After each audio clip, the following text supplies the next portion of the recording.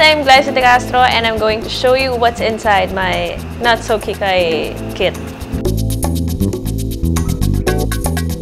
First off, before I put anything on my face, I use this. It's from Origins. Nakakatanggal siya ng blemishes and marks sa skin. Meron siyang SPF 30. So, it's one of my favorites. My second favorite is from Tony Moly. Gusto ko kasi yung matte finish. If you want a not so oily face, you use this oil paper powder face mix from Tony Moly.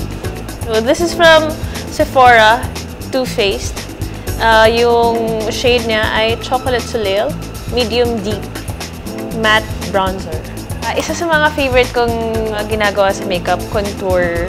Pwede ko siyang gamitin sa nose line at sa eyeshadow kapag medyo in a rush ako to fix my face. Favorite lipstick ko is from MAC. It's called Diva. Kasi kahit na wala kang masyadong makeup, pag ito na yung ginagamit mo, it instantly brings that fierceness to your face. Ay, ito, nabili ko to sa Japan. Real Lasting Eyeliner from K-Palette.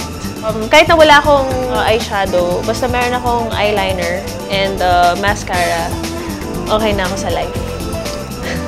So, there. Sana meron kayong nakuha from my makeup kit.